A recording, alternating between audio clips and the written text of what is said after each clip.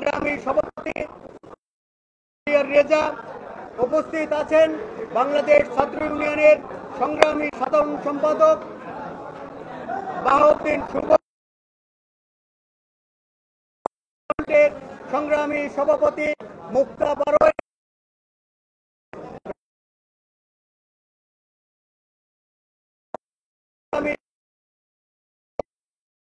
সাধারণ আমাদের মাঝে এখন আমাদের রাজনৈতিক বক্তব্য উত্থাপন করবেন বাংলাদেশ সমাজতান্ত্রিক মুক্তা বারোই।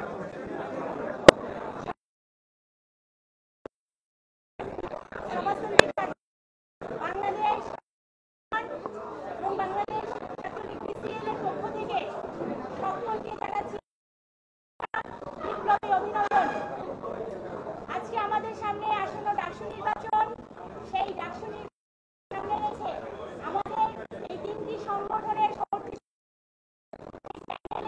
বক্তব্য এবং প্যানেল পরিচিতি আপনাদের সামনে আমরা উপস্থাপন করব। শুরুতে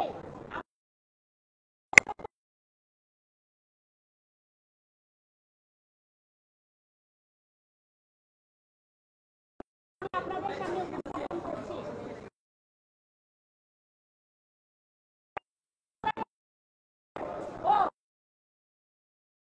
পক্ষ থেকে শুভেচ্ছা গ্রহণ করবেন। বিশ্ববিদ্যালয় কেন্দ্রীয় ছাত্র সংসদ নির্বাচনে এই তিন ছাত্র সংগঠিত পরিষদ আমরা স্মরণ করছি জুলাই সহস্রাধিক শহীদদের, আমরা স্মরণ করছি লক্ষ শহীদ বছরের বীর শহীদদের, আমরা স্মরণ করছি 52 ভাষা আন্দোলন, 62 বিভিন্ন কাল পর্বে উত্থানে মানুষের মুক্তির পথে অকাতরে ছাত্র জনতার অভূতপূর্ব এক গণঅভ্যুত্থানের সংগঠনের 1 বছর অতিক্রান্ত হয়েছে। পুনরায় ম্লান হতে শুরু করেছে বহু কাঙ্ক্ষিত কায়েমের ফ্যাসিবাদের মূল প্রশমমূলক পুঁজিবাদ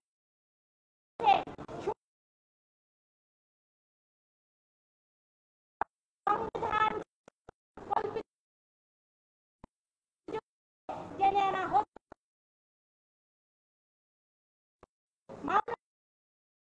ঘটনা মামলার পরিবর্তে হাস্য প্রদান করার মধ্য দিয়ে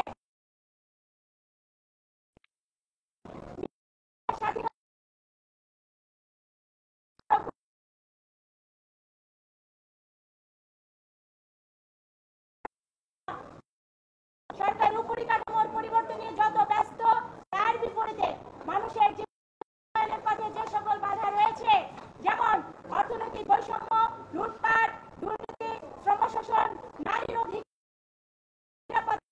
দূর করার কোনো উদ্যোগ নিচ্ছেন না। বরং আমরা অপ্রয়োজনীয় কূটতর্কে সময় ক্ষেপণ করতে দেখি। জাতীয় সঙ্গীত পরিবর্তন, 72-এর সংবিধান ছুঁড়ে ফেলে দেওয়া, নাকি সংস্কার হবে, মুক্তিযোদ্ধার শহীদদের সংখ্যা, এই ধরনের বক্তব্যে দেশবাসীকে ব্যস্ত করার কৌশল আমরা লক্ষ্য করছি। তার বিপরীতে সারা দেশে লুটপাট, চাঁদাবাজি, ছিনতাই, রাহাজানি, মব সন্ত্রাস, নারী নির্যাতন, ধর্ষণ যে কোনো সময়ের মাত্রা অতিক্রম করছে। শিক্ষার্থীদের আকাঙ্ক্ষা বৈষম্যহীন শিক্ষা। শিক্ষা মানুষের মৌলিক অধিকার হলেও আমাদের সংবিধানে তার স্বীকৃত নয়, বাণিজ্যিক পণ্যে পরিণত করা হয়েছে। যার যেমন টাকা তার তেমন শিক্ষা। একদিকে শিক্ষাকে করা হয়েছে দুর্মূল্য, অপরদিকে শিক্ষার মর্মবস্তুকে করা হয়েছে ধূলিসাৎ।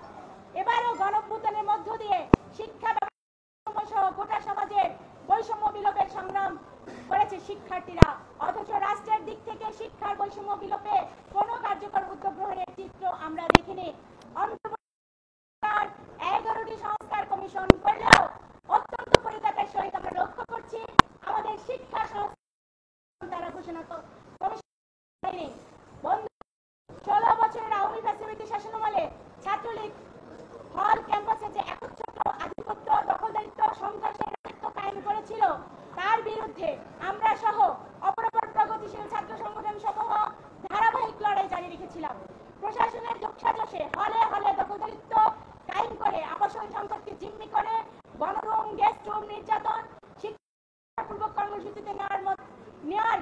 সংস্কৃতি বজায় রেখেছিল তারা। এই দীর্ঘ সময়ে শুধুমাত্র ভিন্ন মত ধারণ করার জন্য যেমন অসংখ্য শিক্ষার্থীদের হল থেকে বিতরণ করা হয়েছে, তেমনি আমাদেরও অনেক নেতাকর্মীকে নির্যাতনের শিকার হতে হয়েছে এবং বিতাড়িত হতে হয়েছে। বিভিন্ন যৌক্তিক আন্দোলনে হামলা নির্যাতনের শিকার হতে হয়েছে। গত বছর 17 জুলাই প্রতিরোধের মুখে ছাত্রলীগ হল ক্যাম্পাস থেকে বিতাড়িত হয়েছে। এর মধ্যে সন্ত্রাস দখলদারিত্ব বিরোধী চেতনা, তার উপর ভরসা করে আমরা প্রত্যাশা করেছিলাম ভবিষ্যতেও যদি কোনো শক্তি একই ধরনের কর্মকাণ্ড করতে চায় তা প্রতিরোধের উদারপিণ্ডি ভূতর ঘাড়ে চাপিয়ে রাজনৈতিক কর্মকাণ্ড পরিচালনা করা যাবে না মর্মে নোটিশ জারি করে আর এক অগণতান্ত্রিক সূচনা করা হয়েছিল।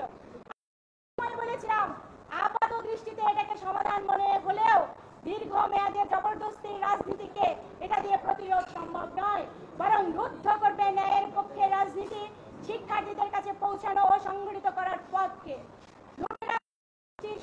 শাসক গোষ্ঠীর অনুপস্থিতি আখেরে লাভজনক হয় স্বৈরাচারী ব্যবস্থার পক্ষে, শক্তিশালী করে প্রশাসনিক স্বৈরতন্ত্রকে। তার বিপরীতে দাঁড়িয়ে আমরা বারবারই বলেছি ক্যাম্পাসের সন্ত্রাস দখলদারিত্ব ছাত্র রাজনীতির প্রকৃত চেহারা নয়, একমাত্র চিত্র নয়।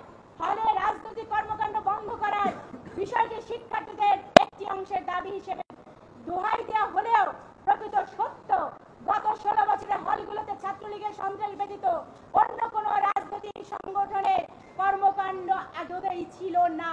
ফলে সেই শিক্ষার্থীদের পক্ষ থেকে এরকম দাবি উত্থাপন অস্বাভাবিক কিছু নয়। অভ্যুত্থান পরবর্তী সময়ে রাজনৈতিক বক্তব্য উপস্থাপনের অবাধ পরিবেশ এবং পর্যালোচনা সাপেক্ষে গ্রহণ বর্জনের গণতান্ত্রিক পরিবেশে আমরা কামনা করি। তাই আমরা শিক্ষার্থীদের প্রতি এই আহ্বান রাখতে চাই, ছাত্র রাজনীতি বন্ধ নয়, বরং সন্ত্রাস দখলদারিত্ব প্রতিরোধ করার মধ্য দিয়ে গণতান্ত্রিক হল ক্যাম্পাস নির্মাণ করতে হবে। বন্ধুগণ, আমরা বিশ্ববিদ্যালয়কে রাষ্ট্র সমাজ বিচ্ছিন্ন কোনো দিক মনে করি না।